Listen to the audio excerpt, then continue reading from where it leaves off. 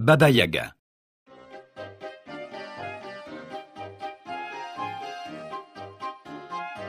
Dans un village de la campagne russe, vivait une petite fille qui n'avait plus de maman.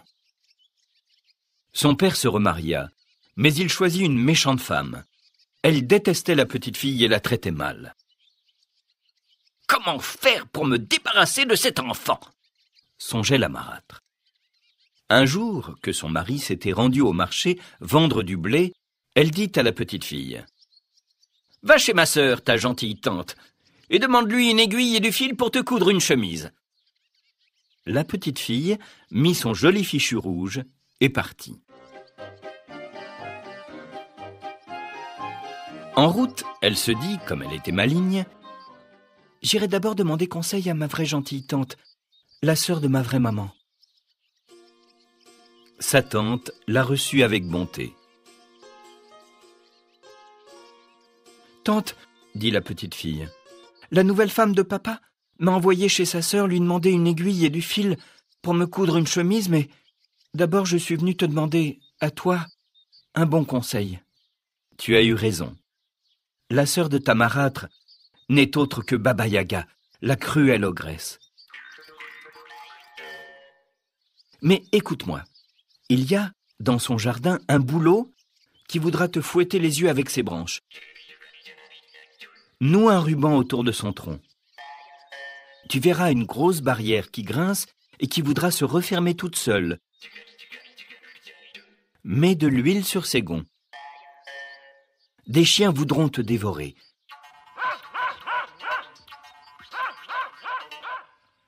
Jette-leur du pain. Enfin, tu verras un chat qui te crèverait les yeux. Donne-lui un bout de jambon. « Merci bien, ma tante, » répondit la petite fille. Elle marcha longtemps, puis arriva enfin à la maison de Baba Yaga.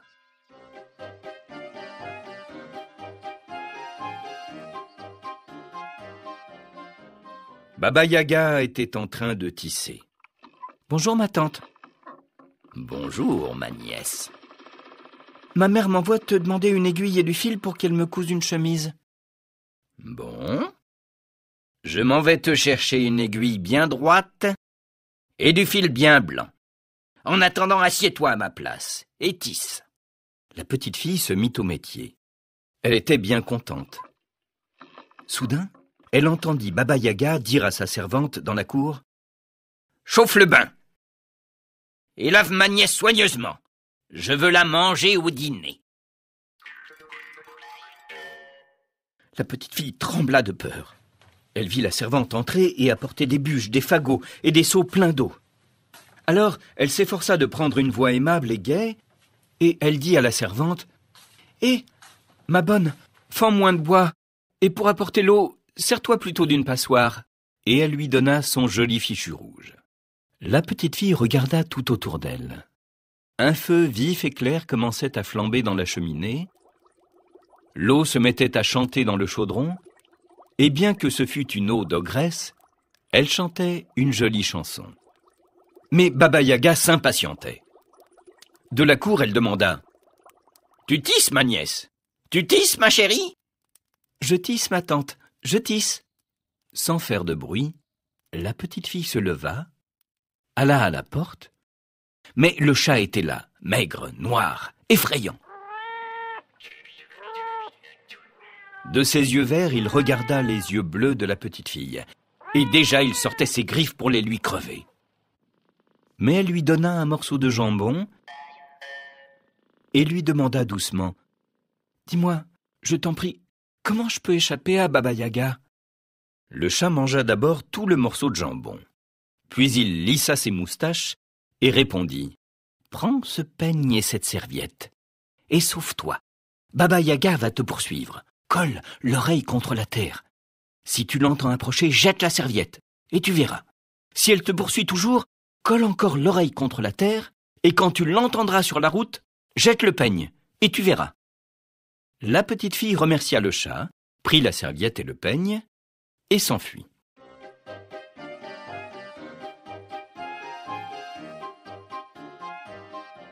Mais à peine sortie de la maison, elle vit 2 chiens encore plus maigres que le chat, tout prêts à la dévorer. Elle leur jeta du pain tendre et ils ne lui firent aucun mal. Ensuite, c'est la grosse barrière qui grinça et qui voulut se refermer pour l'empêcher de sortir de l'enclos. Mais, comme sa tante le lui avait dit, elle lui versa toute une burette d'huile sur les gonds et la barrière s'ouvrit largement pour la laisser passer. Sur le chemin, le bouleau siffla et s'agita pour lui fouetter les yeux. Mais elle noua un ruban rouge à son tronc et le bouleau la salua et lui montra le chemin. Elle courut, elle courut, elle courut. Pendant ce temps, le chat s'était mis à tisser. De la cour, Baba Yaga demanda encore une fois « Tu tisses, ma nièce? Tu tisses, ma chérie ?»« Je tisse, ma vieille tante, je tisse », répondit le chat d'une grosse voix. Furieuse, Baba Yaga se précipita dans la maison. Plus de petite fille. Elle rossa le chat et cria « Pourquoi ne lui as-tu pas crevé les yeux, traître ?» « Eh, dit le chat, voilà longtemps que je suis à ton service, et tu ne m'as jamais donné le plus petit os, tandis qu'elle m'a donné du jambon. » Baba Yaga rossa les chiens. « Hé !» dirent les chiens. « Voilà longtemps que nous sommes à ton service, et nous as-tu seulement jeté une vieille croûte, tandis qu'elle nous a donné du pain tendre ?»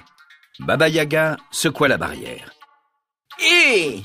dit la barrière. « Voilà longtemps que je suis à ton service, et tu ne m'as jamais mis une seule goutte d'huile sur les gonds, tandis qu'elle m'en a versé une pleine burette. » Baba Yaga s'en prit au bouleau. « Hé !» dit le bouleau. « Voilà longtemps que je suis à ton service, et tu ne m'as jamais décoré d'un fil, tandis qu'elle m'a paré d'un beau ruban de soie. »« Et moi ?» dit la servante, à qui pourtant on ne demandait rien. « Et moi, depuis le temps que je suis à ton service, je n'ai jamais reçu de toi ne serait-ce qu'une loque, tandis qu'elle m'a fait cadeau d'un joli fichu rouge. » Baba Yaga siffla son mortier, qui arriva ventre à terre, et elle sauta dedans. Jouant du pilon et effaçant ses traces avec son balai, elle s'élança à la poursuite de la petite fille à travers la campagne. La petite fille colla son oreille contre la terre. Elle entendit que Baba Yaga approchait. Alors, elle jeta la serviette qui se transforma en une large rivière. Baba Yaga fut bien obligée de s'arrêter. Elle grinça des dents, roula des yeux jaunes, courut à sa maison, fit sortir ses 3 bœufs de l'étable et les amena près de la rivière. Et les bœufs burent toute l'eau jusqu'à la dernière goutte. Alors, Baba Yaga reprit sa poursuite.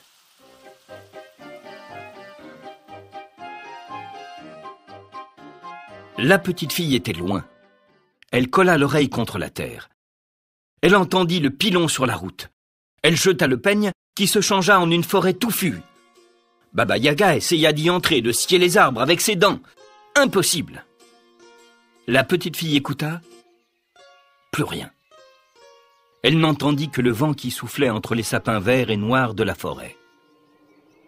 Pourtant, elle continua de courir très vite, parce qu'il commençait à faire nuit, et elle pensait « Mon papa doit me croire perdue. » Le vieux paysan de retour du marché avait demandé à sa femme « Où est la petite ?»« Qui le sait ?» avait répondu la marâtre. « Voilà des heures que je l'ai envoyé faire une commission chez sa tante. » Enfin, la petite fille, les joues toutes rouges d'avoir couru, arriva chez son père. Il lui demanda « D'où viens-tu, ma petite ?»« Ah, dit-elle, petit père, ma mère m'a envoyé chez ma tante chercher une aiguille et du fil pour me coudre une chemise, mais ma tante, figure-toi que c'est Baba Yaga, la cruelle ogresse. » Et elle raconta toute son histoire. Le vieil homme était très en colère. Il roua de coups la marâtre et la chassa de sa maison en lui ordonnant de ne plus jamais revenir. Depuis ce temps, la petite fille et son père vivent en paix. Je suis passé dans leur village. Ils m'ont invité à leur table. Le repas était très bon et tout le monde était content.